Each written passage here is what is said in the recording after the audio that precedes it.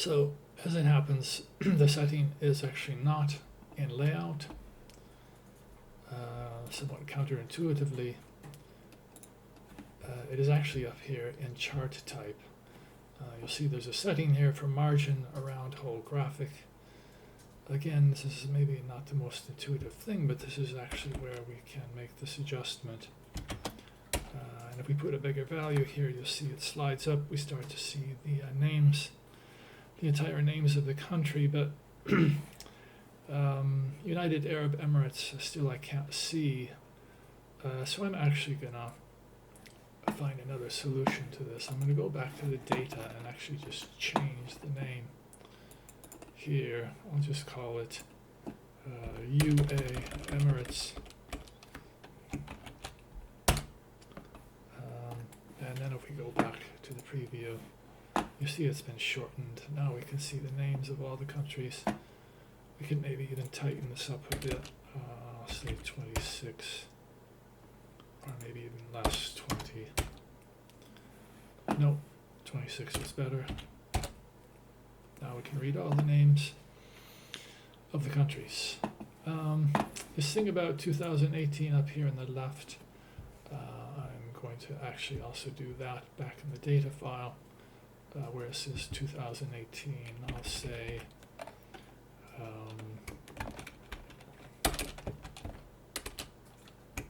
visitors to London, 2000 by country, 2018. So now when people look at this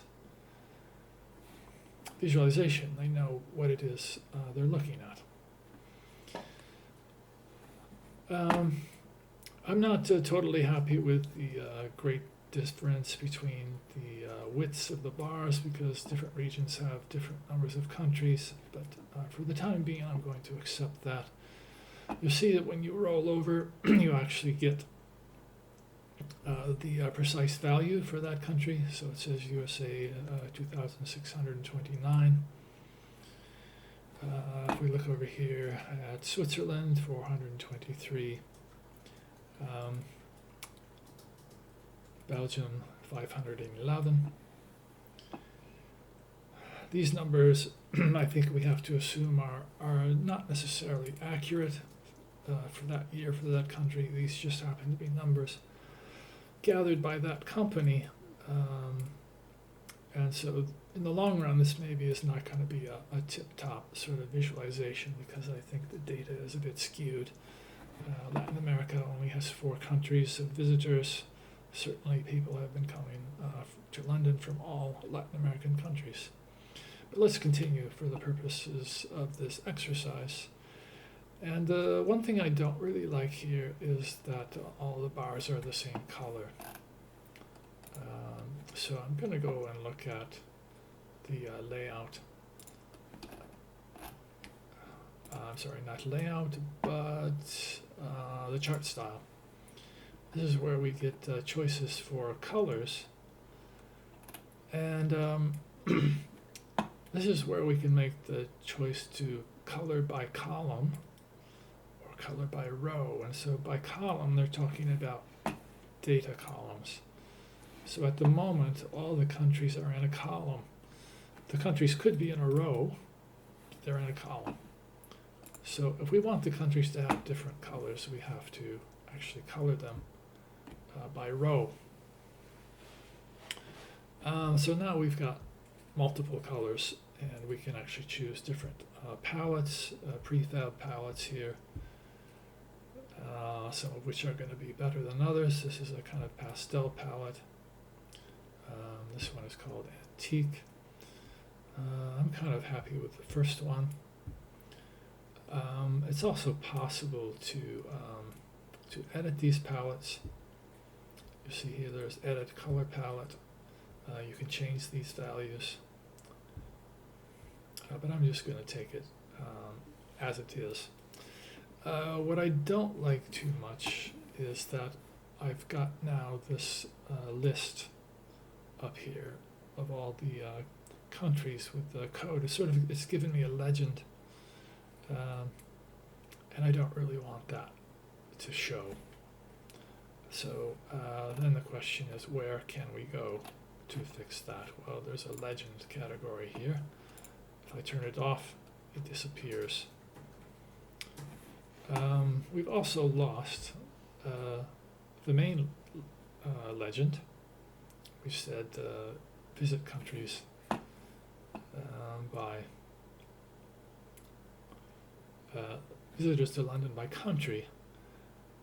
So we've got solved one problem, created another. So we're going to have to find another way to solve that problem, and sort of put it on the back burner for now, just as I'm putting on the back burner this issue of Arabian. I misspelled Arabian Peninsula. That's another thing to fix.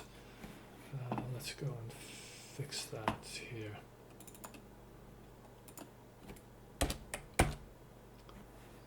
Is that better? Yes.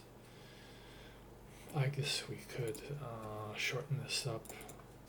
That would be one quick fix.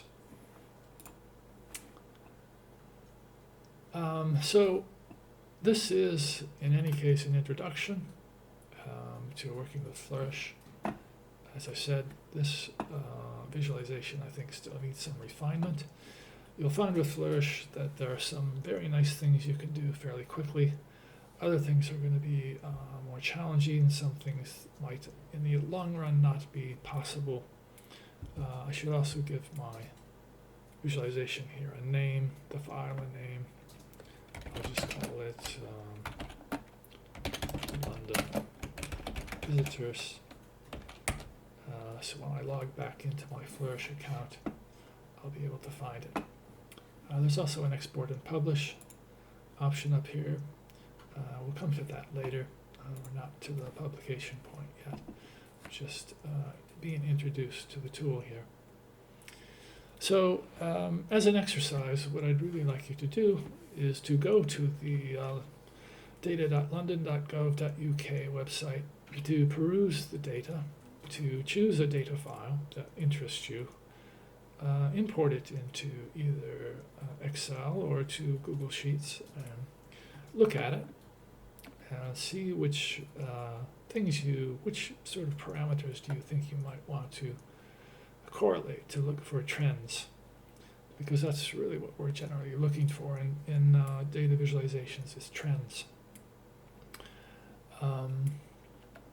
And then take that data file into Flourish, import it, as you've seen me do here, and begin to work with the settings, the different templates, see which template you think works best for the data you've got. And if you'd like, you can you can publish it and send it. You could post it in Aula. We can look at it and comment. But next week we'll have a live session workshop, and we'll do something similar to this, a bit more systematic, and give you some help and feedback at a live session. But in the meantime, if you have any questions about this, please do ask on Aula or via email if you prefer. Aula can be helpful if other people can see answers. And until next time, I will see you later.